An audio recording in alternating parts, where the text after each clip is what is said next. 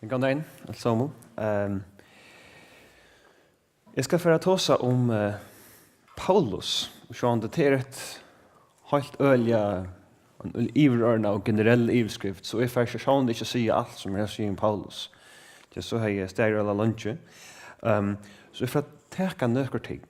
For å komme videre, liksom, en generell røkne gongt.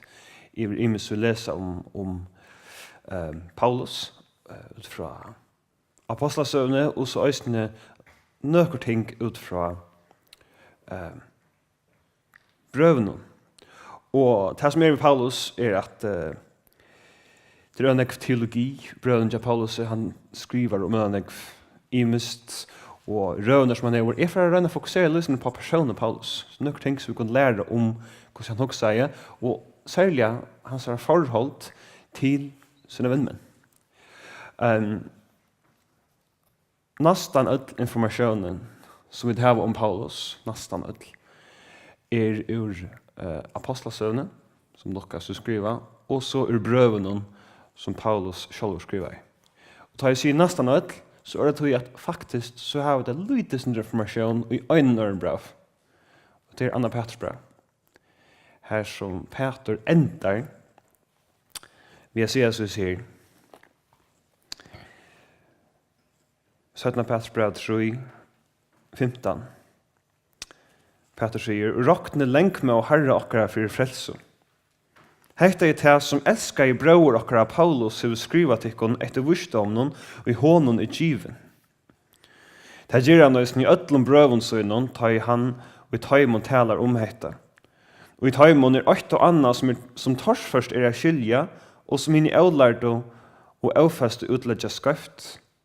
Hetta gjør at de øysene vi hina skriftene så sjølven til undergang. Så det som vi får vite her fra Peter er at Paulus skriver sånne ting som er tørs for å skilje. Så det er ikke det som trøst, det er ok. Paulus sier selv at det er ordentlig at man ikke er sånt tørs for å skilje.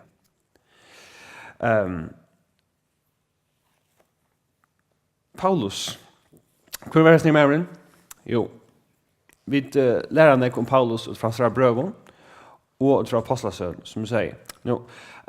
Paulus grøyer nek fra seg selv i Apostlasøvne, sant i Apostlasøvne.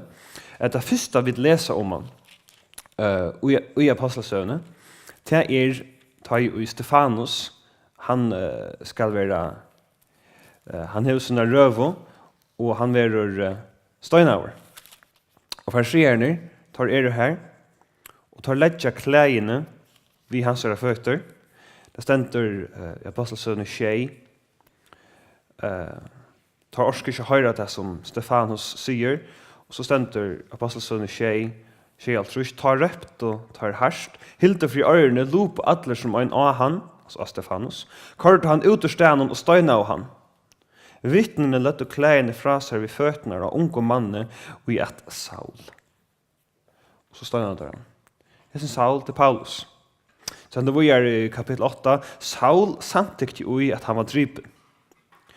Og samme det brast av hør etsagt med det sankomne i Jerusalem, de var ødel spjatt om Judea og Samarialand, ødel utan apostlene.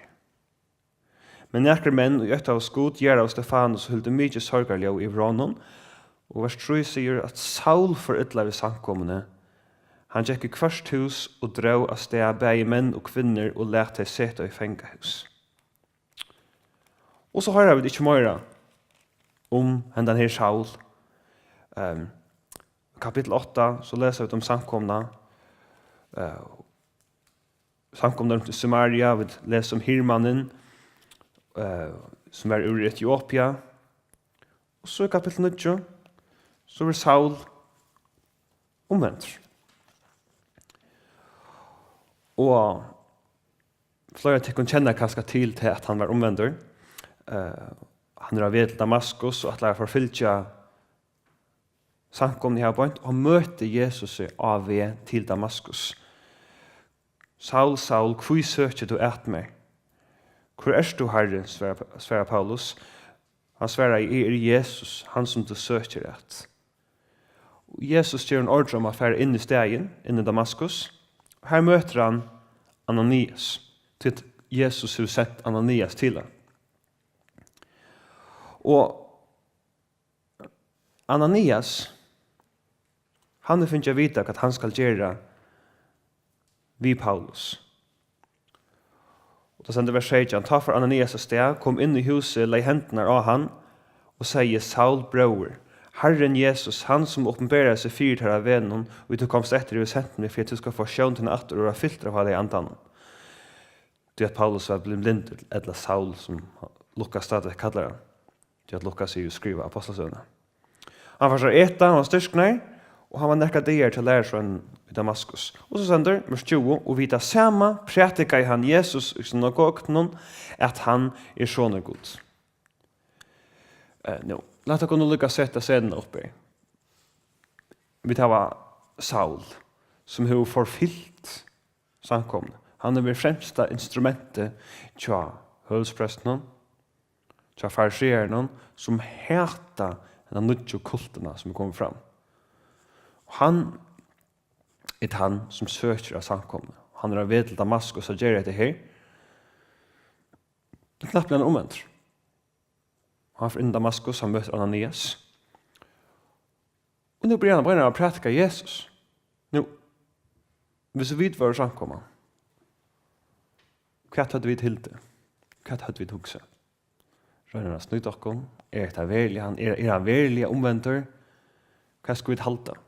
Mæren myst og forfyllt og pynt folk og tvunget deg. Da sier han selv at han tvang deg til at avnokta. Og det her var jo dette problemet. Alt som hørte han var offeren og sa at hette ikke han som Jerusalem åtte deg som avgattla og hette navn. Han var jo kommet her for at de bundet til høvdsprestene. Men Saul mentes og teppte jødene. Tanne langt tid var omlegen, lette jødene opprå om at drepe han. Men Saul fikk av vid om reien til at lagt imot henne, der hilt og vakt i porsene begge det og nått for å drepe han. Men lærersveinene tog han av nåttartøy og lette han ut i jøkne muren, der skykte han nyer i kurv. Og så kommer han til Jerusalem. Hva er reaksjonen av lærersveinene? Da han så kom til Jerusalem, rønte han at halta seg til lærersveinene, men de rattost han ødel til det tro ikke at han var lærersveiner. Han fikk tiltar. Lærersveiner? Nei, det er benchfri. Se om det er det til. Jeg skjønte han rønte i halta stilt det, men det gikk det bare ikke til. Så damer så utrolig vel disse neste årene. Jeg skjønte det. Men Barnabas. Men Barnabas.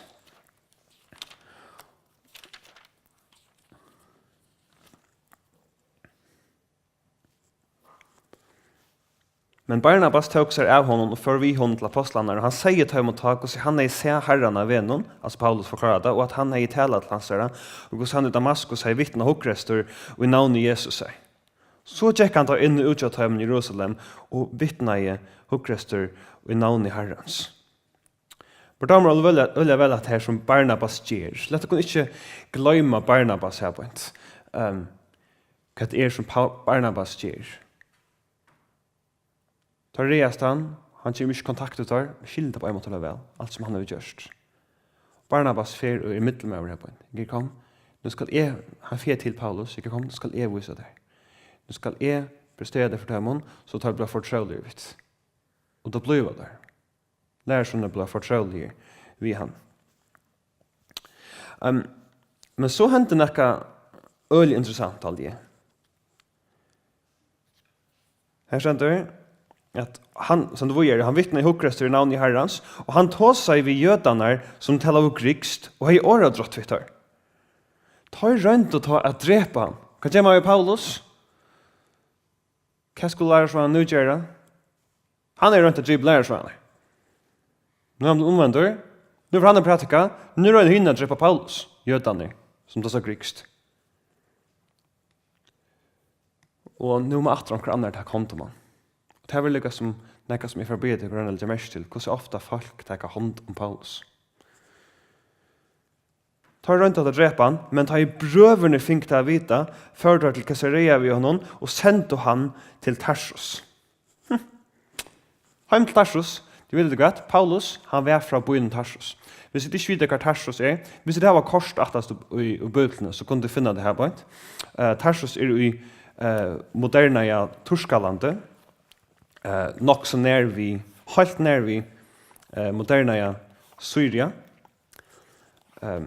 nær at vi marsjen. Det til økene som tar kallet Kikilia. Og det kjente han hjem. Nå, så lukket også som Paulus. Hva var han for meg? Han var jød. Han var oppalter som var jøde. Vi vet at han kusser og ena syster. Han tog seg grikst, det en grikstalande bøyer, og vi vet at han var romersker statsborgare og fødder til det. Og nu kommer han hjem med Allan til point, og han blir så spent, og han får ut prætikar, da atla drepa han, og nu sier brødniger, nu gjefst vi oss ned. Kom her, bra skip, og da kjente han hjem, færne hjem, hjem til Tarsus. Hvordan langt var han Tarsus? Han har vi lese om, det sank om han hevde ordentlig godt. Utan Paulus. Ikke på tammat at han hevde godt, det bare sitt hugga seg, men at han trivist og vekser som sankomma. Sankomman hei no fri om alt Judea, Galilea, Samaria, hun var oppbyggt og levde i øtta herrans og vaks opp ved hjelp heilige andans. Ikke hjelp Paulus her, det er ikke bruk for honom faktisk. Det er ikke bruk for Paulus. Ved hjelp heilige andans. Og det neste vi leser om, det er Peter. Og Peter oppdiger at faktisk så er evangeliet øysen til grikker, til høytninger, og ikke bare til jøder. Peter er alltid tvører, og han har fått inn i skøy, og her får han det godt nok inn i skøy. Det kan selv lese om det. Vi leser ikke mer om Paulus, før vi kommer til enden av kapittel 11. Hvordan går det her? 3-4 år kan man møte. Den 3-4 år siden hender noe øyelig interessant. Tar jeg sendt Paulus til Tarsus, Jerusalem til Tarsus. Nå, hvordan kommer vi til kontakt med Paulus? Hvor har vi etter om Paulus? Vet du hva? Ja, Barnabas for etter ham. Han bor i frier. Hva er Barnabas omgang vi for etter Paulus? Han som bør være her resten av løgnet? Han vet ikke. God planleides, hvordan så løs. Vi leser. Så kan lese Apostlesøvne kapittel 11, og det er et spennende kapittel. Om at du lærer om at jødene ble spent til at høytningene kunne også bli kristne. Barnabas, han var ur øytene Kypros. Og det sender vers 20, kapittel 11. Men i midten tar det var nekker menn ur Kypern og Kyrene som kom til Antiokia, og her taler tar til grikkar vi, og kunter å ta imot evangeliet om Herren Jesus. Altså ikke bare jøder, men grikkar vi. Hånd herren som vi tar imot, og størst hel kom til trygg og vende vi til Herren. Tøyende om hetta kom det sankomne i Jerusalem for i øyre, og tar sendt opp Barnabas til Antiokia. Hvor er Barnabas? Så jeg var fullt av mannen ur Kypern og Kyrene, og han var selv herfra. Fyllet godt. Da han så kom her og fikk nøye gods av suttja, gleddest han og anvendt i ødel at de skulle sette seg fyre i hjertan og holde fast vid Herren. Gåra. Tog han, altså Barnabas, var gode med og fotler av halve andan trygg, og større skære var vunnen for Herren. Vi har ikke bruk for Paulus her. Hette er gang fint. Så gjør Barnabas nek. Vers 17, vers 25. Så får Barnabas til Tarsus at leita opp Saul. Og han fann han, og ta jeg fann han, får han til Antiokia vi honom. Jeg ordentlig godt langt med vi her. Jeg er godt langt med å oppleve til samtalen. Han tror 4 år 17. Paulus er hjemme i Tarsus. Jeg vet ikke om han var sammen med foreldrene. Jeg vet ikke om systeren som er bo her. Kan han gjøre det? Jeg råkner vi at han er gransk. Jeg råkner vi at han er lys. Han er studere skriftene. Han er studere gamla testamentet. Det kjente han til alt sitt liv. Han er oppalder vi en superskjetten og fariserer som er Gamaliel, som er opplærstan. skriften. Og han brente for det. Så nekv at han opplevde folk, de kristne, som sambarst honom, rengsning av det, så ble han svekker for å følge dem. Nu møter han Jesus og blir omvendt. Og han får pratika, som først kontaktlærer, han får pratika, og han gjør det så vel, og så størst at jøder at drepe han. Og da sier jeg, nå forstår Tarsus. Jeg vet ikke hva han er skuffet over. Jeg vet ikke hva han rukser. Jeg råkner ikke vidt. Jeg trykker til han, og spekulerer jeg, at han kanskje har studeret skriftene og har oppdaget av nødtjen Jesus. Vi tjøkker noen alle skriftene. Og jeg husker til kanskje, kan det lave meg å si til at Gud har i handen planen for Paulus. Paulus, nu skal du bo. Paulus, nu skal du bonast. Du er nekk for spenter, Paulus. Nu skal du stekke av, og nu skal du bo her. Og Paulus slapp av vekst. Og nu for Barnabas, det er ikke fint utan Paulus, men nu for Barnabas etter Paulus. Og han får vi inn til Antiokia, og så sender neste vers, helt var tar nu sammen her i samkomne, og lærte større skær. Tar lærte, det er lære. Det er ikke bare evangelisering, det er lære. Og så stender vi her, til å være i Antiokia, at lærersvannene først var kattleier kristne.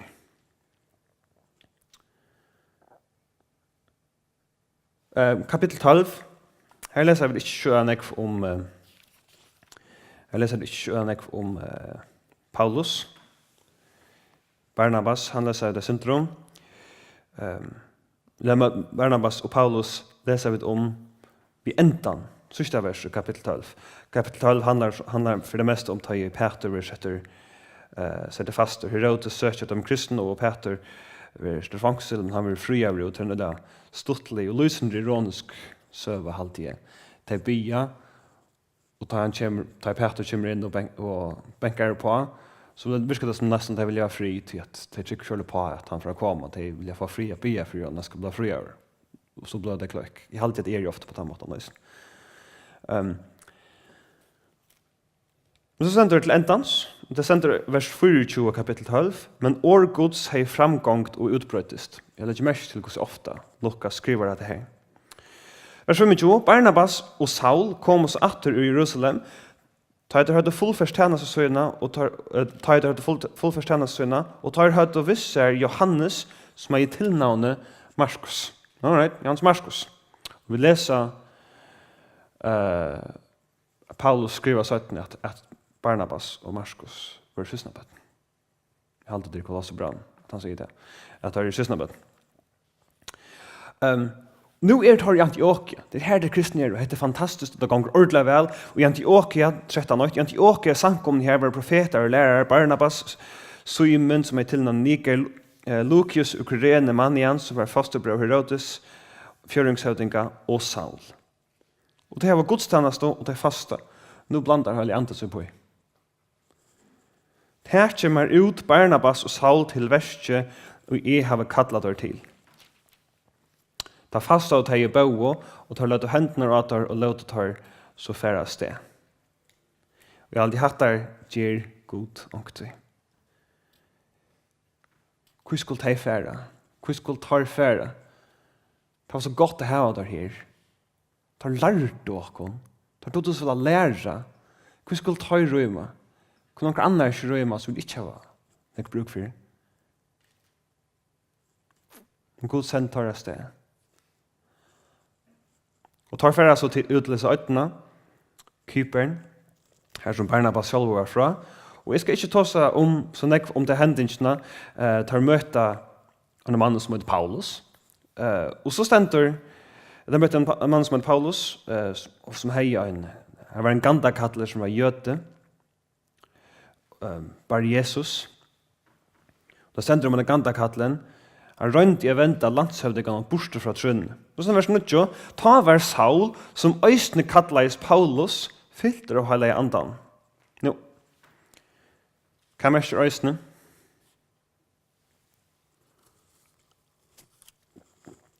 Jag spurningar. Mest at han Saul, mest at han et Saul, og at han et øysene Paulus. Edla, vers 6, han var ikke landshavndekan om Sergius Paulus, som var vidtgjør mavur. Ta var Saul, som øysene kallais Paulus. Det her som er Paulus, og så Saul som øysene Paulus? Eller det Saul som øysene Paulus? Refererer øysene til begge navnet John, eller refererer øysene til tesna Paulus og hæsna øysene Paulus? Jag spurningar. Og jeg sier at her får Paulus at bruka et annet navn. Han kallar seg selv Saul, og kjente vi til navnet, men nu får han bruka ordet Paulus. Ångte man lyser seg at han skifter navn, han tog seg simpelthen nytt navn, kanskje. Det nekvar sannolikt at han Saul og Paulus fra början av. Vi vet också till att Lukas börjar här, det är 100%. Lukas börjar här att kalla han Paulus, och vi kallar han Saul. Paulus är ganska vanligt romersk namn. Det latin, ganska vanligt romersk namn. Jag hade det öla sannolikt att han är ite Saul, och han är ite Paulus, halvt från Banspanja. Det här passar in i purasta in i sövna att det var så redan vi mötte öronfall fullt av öronfall i Bibeln och nudgesmentet som heter två. Ofta han har sålös och han har sålös. Han har sålös och han har sålös. Ofta fick man ett nytt namn östen, ja. Och det var öliga vanligt att jötar hade så jötska namn. Hvis du är romersk statsborgare så hade du östen ett romersk namn. Man brukade ta namnet ta. Det är mentarna som gör det samma idé. I visste ju, nej, jag vet inte vad jag ska säga, men jag hade det sannolikt att han har i bägen han identifierar sig vid sitt jødiska navn, særlig umiddeljödarna. Og efter den romerske myndelagen så han Paulus. Paulus mørker forresten hin lytle. Og alle de her variasjonene som vi tar av til navnet. Hvis det er i det uslenske, gamle uslenske bøyplene, så er det han Paul. Which Paulus, til det er jo en utgave av det samme navnet. Paul og at det er navnet. Det er det samme navnet. Det er romerskt navn. Og han lykkes som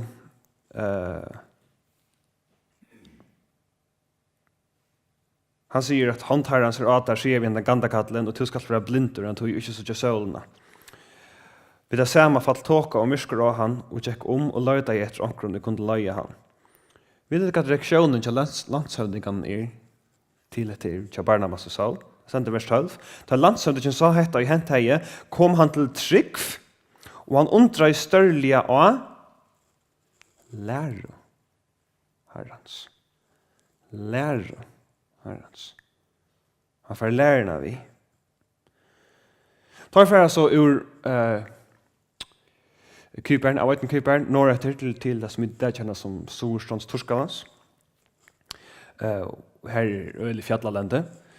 Her sender vers 13. Paulus tar vi honom våre før så vi skip ur Pafos og kommer til Perge Pamfylia, men Johannes skiltes fra Taimon for atter til Jerusalem. Til Marskos. Forresten, en annen maur som er tveinøen. Johannes er et hebraisk navn, Marskos er romersk navn. Ja, det er ikke unnviklig.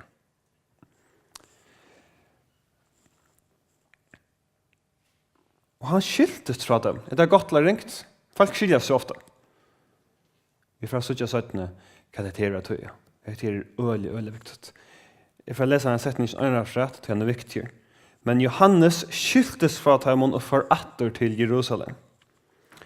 Tar for altså til forskjellige støy. Det kommer til halden av fram i Perga, det kommer til Antiochia, derfor inne i synagogene, han vil lyse opp lovene, og Paulus hever en fantastisk samandrott av gamle testamentet. Paulus reiser opp, han sier lustig etter, han sier god til hese falt i Israel utvalgt fedrar okkara, het unja jødene. Han sette falt i høgt med det var utlendinger i dette landet, han løyte det vi opplevde en arm ut igjen. Boom! Første med språk, andre med språk. Og om 40 år talte han etbørtara i øyemørsene. Bom, 4. Mosebok. Han drar å takke sammen omvisning. Han øyde tjei falkastle i Kananslandet og skifte landtøra i arvmitteltøra. Bom, Josfa. Etter dette gav han til domar i akkurat for 130 år en til Samuel profet. Bom, domar av bøk. Gå sammen, tross det. Etter dette gav han til domar, til lese, domar akkurat for 130 år en til Samuel profet. Så bød tar kong, og god gav dem Saul som kiss, mann av Benjamins. Ta han så sett han av røst han tar man opp David til kong. Og gav han østende vittnesbord. Jeg har funnet David sånn og seg, mann etter hjertet av munnen. Han skal gjøre at han vilja min. Så har vi samarbeidsbølsene, og så løper han over til Jesus. Av at han ser. Og han tåser om Jesus, hvor Jesus og jeg har haft tog så jeg fært ordentlig nøyta, men han brukar alle tøyna gamla testamentet, og brukar Salomoner, og brukar alt mulig til å vise at hette er han som lover. Hette her ivist ikke uja Paulus. Granskei til 3-4 årene da han var heima i Tarsus. Og så endar han sina prætiko vi har sånn helt fram ur skærande. De kunne få lese prætikene selv. I vers 38, så skulle de vita menn brøver, at så skulle tid ta vita, tid menn brøver, at vi hånden, altså Jesus, vi tikkum kundgjørt fyrtjøving syndana, og fra ødlund som tid ikke kunne være rettvisgjørt fra vi Moselov, vi i hånden kvørt han som tror rettvisgjørt. Vi snakker vers utenfor rombravet, vi sier ikke hva handler rombravet om. Så det er akkurat hatt der. Han ikke gjør den sier at tid kunne ikke være rettvisgjørt i Moselov, og fra ødelen som tid ikke kunne være retteskjørt fra vi Moselov, verer i hånden Jesus og kvørt han som tror retteskjørt. Og det sender at det var nekv som ikke tok vi trygg, men det var som nekv som tok vi trygg. Nå, vet du det kan være der nå? Vi i første ferie, Paulus her. Og nå får jeg leie på Orlandekvån. Tar ferie til Konium, tar fra til Lystra, til Derbe, tar fra atter til Antiochia. Det hender utrolig spennende det som hender her på en. Tar renner seg jøter som heter det som der sier. Og i Konium tar øsa seg opp i møte dem, stormer var røster opp i møte dem stenter, høytningen og jøten og ivermannen tar det, og tar flytja til byene Lystra og Derb. Og her, med tjei, i kapitel 1, kunngjør evangeliet. Så sender at tar med over grøtter, med som ikke forgjenger over grøtter, og vet du hvordan høytningene, gryskene reagerer? Det er gryske godene kommer, Zeus, Hermes, og det er offret til der. Og da blir det svett å skrive klærne til oss her og si at hva det vi gjør, og hvordan videre mennesker, det er så med kåren som tid, og vi kunne gjøre det evangeliet, at det skulle vende det bort fra som tog med goden til en livande god. Det er vers 15. Som vi gjørst himmel gjør og her og alt som uttømmer ned.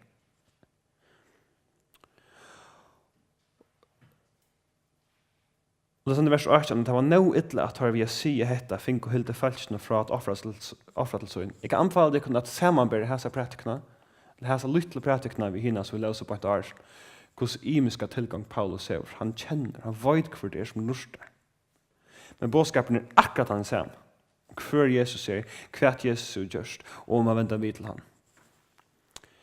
Men hinner jødene, så hørte de Jan i Ikonium, tar det så ytterlig, nå kommer tar med han, at nå er Paulus og Barnabas.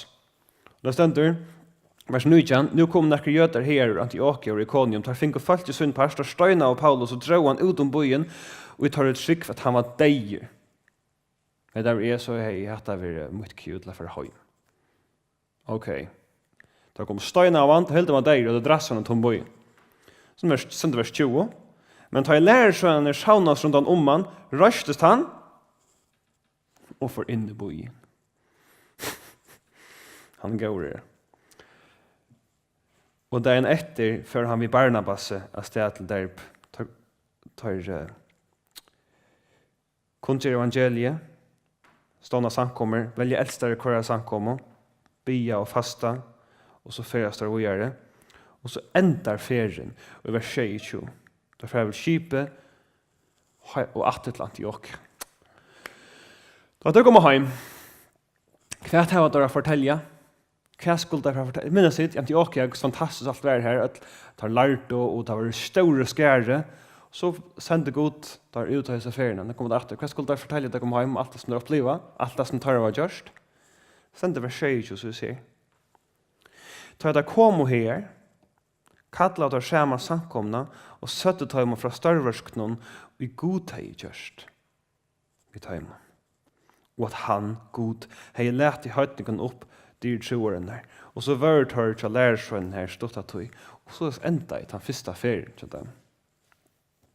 Nå, jeg får lattelig at leipa den så viktige kapittel 15 i Apostlasøvnet, tøy at det er en øyelig viktig fonter. Man kan kalla en råkfonter i Jerusalem. Det her er råk. Skulle at, ok, nu gå til at kristne jødene at høytningar kunne bli kristne i øysene. Men mest er så ikke til at høysen skulle omkjøres. Det må vi. Og det skal da med oss lov. Og det var større råkfonter om det. Og det er faktisk så hever Peter det større argumentet her på en. Ta seg om nøyda pjøser ikke. Du kan lese om kapittel 20, hva det var som Peter opplevde. Men jeg får at nevne noe helt annet utfrøsende i kapitlene.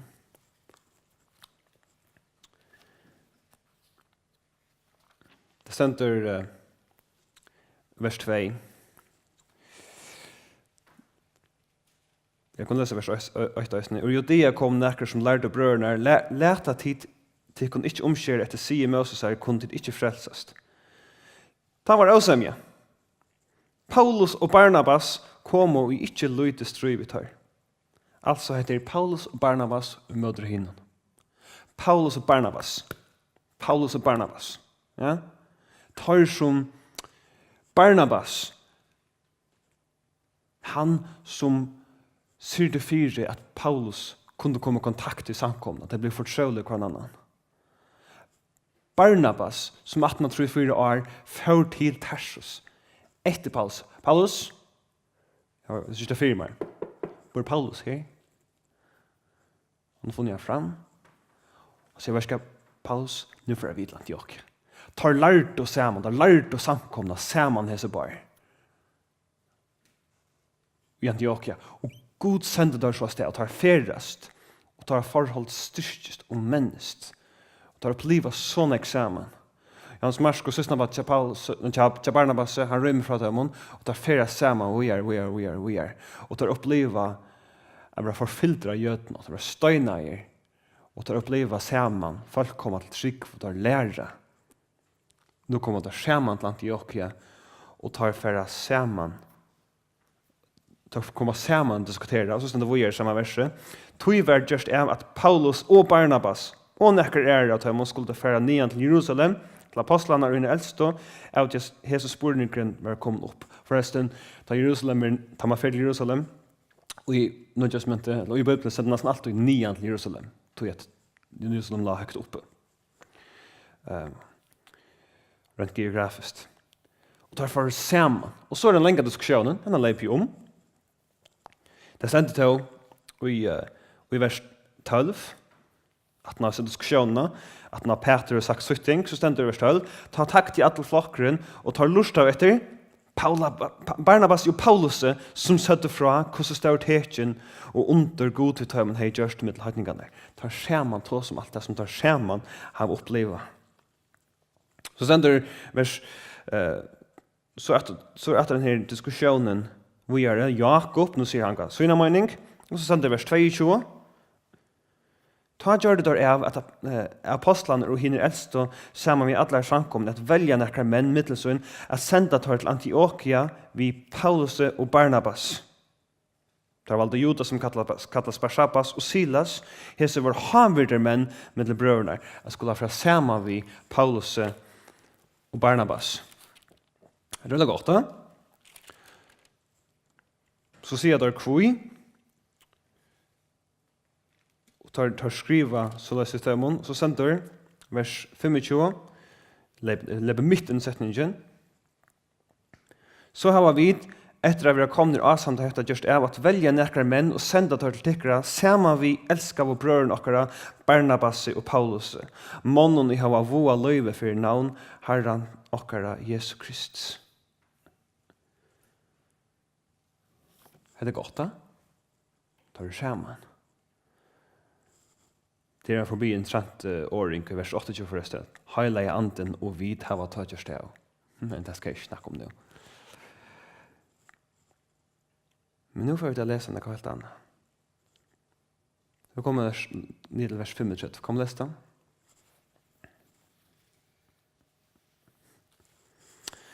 Paulus og Barnabas var til verden i Antiokia, tar lærte og kunngjørte årherrens her sammen med mongon ør.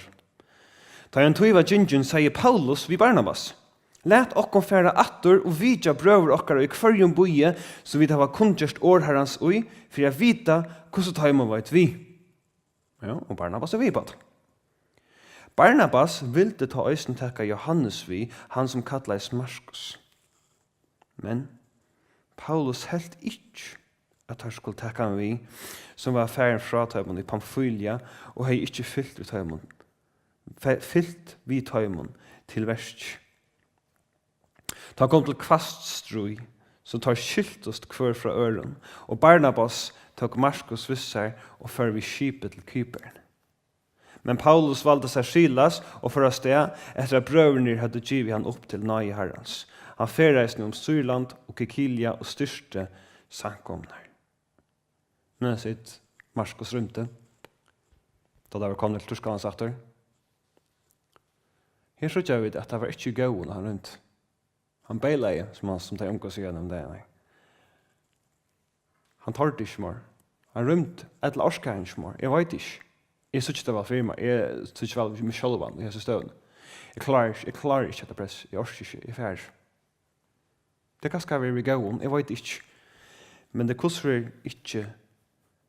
Det koster alt ikke være i orden. Barnabas også sier, kom. Synes han at jeg mer. Kom, vi takker vi, kom. Paulus sier nei. Paulus helt ikke at han skulle teka han vi som var færen fra tøymon i Pamfylia og hei ikke fyllt vi tøymon til verst. Sånn er det så løs om kvaststrui. Det var brygjende kapitlet. Det var det kvaststrui her som det var Paulus og Barnabas og med rest. Nå er det kvaststrui under middelen Paulus og Barnabas om først Markus skal komme vidt tøymon eller ikke. Hvor hender dette? Jeg var ikke kjørt hvor. Men vi kan i retrospekt gå en suttje hvordan god brukt heter. Barnabas og Markus tar ferdig til Kypern. Paulus vil seg Silas og tar fra Norrøyter. Kikilia, økje som Paulus var oppvaksen, økje som han kjente vel, og økje som nærmere Jerusalem, middelnabant, som Syrland. Faktisk som Syria er det øysene. Og så kommer en annen med på.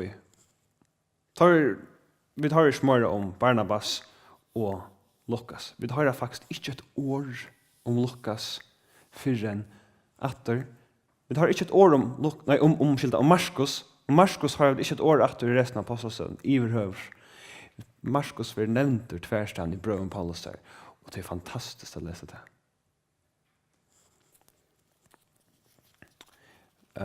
Bare for at det ikke skulle støre, så kan jeg godt nevne det på denne veien. Helt til endans av Løyve Paulus her, som vi vet om. Flere i årsøytene. Jeg vil møte 14 årsøytene. Sitter Paulus i Rom og skriver noe brøv. Han skriver Kolosserbrevet. Og her stender Kolosserbrevet på hendene måten.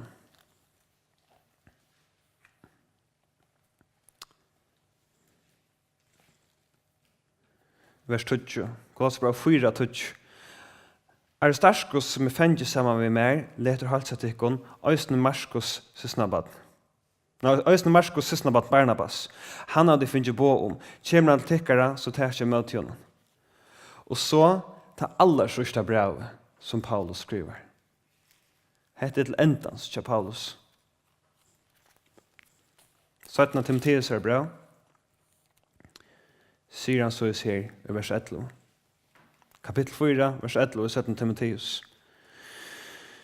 Ångene kommer, utan Lukas. Takk Markus og Herman Vitter. Han er mer til gode hjelp i tjenesten. Det er ikke vekkert, alligevel. Han skriver til Timoteus, som er den nødvendig gjøttenskott til Paulus. Han vil ikke vite om Markus. La oss komme etter i Apostelsøvne. Enden av kapittel 15, begynnelsen av kapittel 16. Han vil ikke ha Markus. Nei, Markus kommer ikke vi. Og hese bajer som var og lymer sammen. Barnabas og Paulus. Det var skilte sånt årsak av Markus. Kvaststrui. Nei, Silas kommer med. Og så stender det at han kommer til han kom til Derby og Lystra. Her var lærersvannet av Timoteus. Sånne tryggvande jødiska kvinner, ferdig med Kristkor, han er i gammel vittnesbord fra brødrene i Lystra og Iconium, vers 3. Han ville Paulus hava komma vid seg. Ja. Jeg vil ikke ha Markus, så møter han Timoteus, nei, Jesus, enda vil ha hvem komme med meg. Og de aller sørste som vil lese Paulus skriver han nemlig til Timoteus og sier Markus, takk han er mannen, unga mannen, her var han tjater, han er mer til gode hjelp og i tjenesten. Og alltid veldig vekkert. Jeg vet ikke hva trent.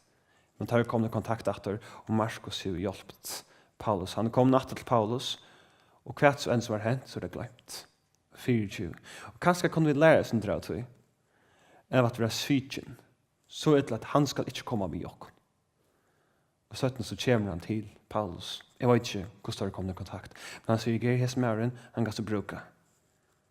Han er mer gav hjelp på tjenesten.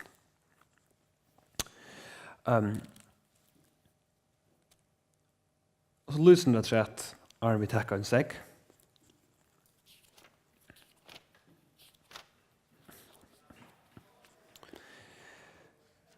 Vi er nå i kapittel 6 i Apostelsøvne, og tar at færes i Jakken Torskaland. Det som er veldig interessant er at det stender at tar våre forreier at tale året i Asia. Vet det hva gjør? Av hele andan. Tar fører du i Jakken Frygia og et galatiske landet, vers 6, tar våre hele andan om forreier at tale året. Det kommer til Mysia, det er rønt å holde fram til betydningen, men ante Jesus har løvd det det ikke. Det kommer til Troas, som er helt ute i strandene, langt stor enn der som Istanbul er det. Og Paulus er en nasjon ur Makedonia, norrhelten av Grikalandet, og man kommer hjelp på dem. Vers 20, da han er seg nasjon, rønt og hvit, vi det samme släppa i til Makedonia til vite tutto at suttja at god hei kattla okkona kundgjera til evangeliet. Vit fører så vi skipi ur Troas og hildu bort til Samtrake og dagen etter til Neapolis. Vit? Hvordan er vit nå? Jeg kan si vit for i Apostelsøn. Hva er det? Det er mest fall sagt hans at Lukas er kommet på i. Man spekulerer og meter at han har nok møtt Lukas i Troas. Men ut fra hesen kan man møte til. Er det møte kanskje kunne gjøres? Men nå begynner han å skrive hvit. Så her kommer Lukas sikkert på i. Tar fra til Filippe, som er første byen til parten av Makedonia, nybygd. Ja. Og Filippe er oppkattlet forresten etter papa Alexander den Større, Filip Annar, som tog Grikaland. Og der møter en kvinne som heter Lydia, og her henter en kvinne interessant, enda vi at har vært blekkere fangsel. Nå, Paulus sa en ambisjon om affæra iver om Makedonia. Iver om her vi er til Makedonia. Det kunne ikke til korsen noen andre for Paulus her. Og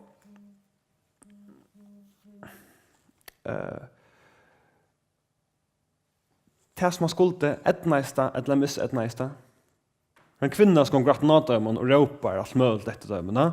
Hette det som konjurer orgods. Och han blir så ytler att han bläkar en ytler ant ur den. Så kommer så männer rennande till att ta missen intök av henne, ja, och tar bläkarna fångsel. Bäger han och Silas. Mest att det som tar skuld och etnaist eller missetnaist. Vad är det hatta som han var kallat över till, Paulus? Vet du vad det gjorde i fångseln?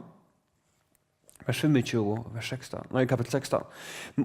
Och midnatt bo Paulus och Silas. Men midnatt bo Paulus och Silas. Och sungo gode låsanger och fänkaner lusta vet dem. Ja, hej Paulus nog sagt.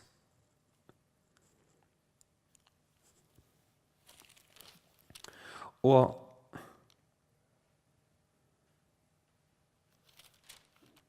det gjør og fengavaktaren Kjetil Trygg, som en utrolig interessant og spennende hjertenemende søva, eller hending.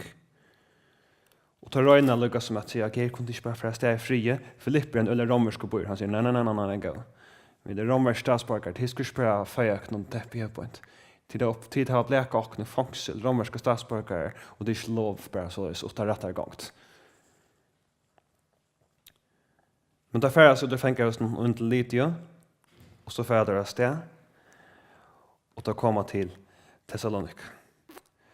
Och jag får ta oss lysen mer personligt om Paulus. Jag får inte gänga alla min jöknen på hända matan, men det är lyckas som lagt av grundarlär för att ta oss om matan som Paulus tåsar och uppåt och mer om förhållet till hans till näkran sunne vimmon.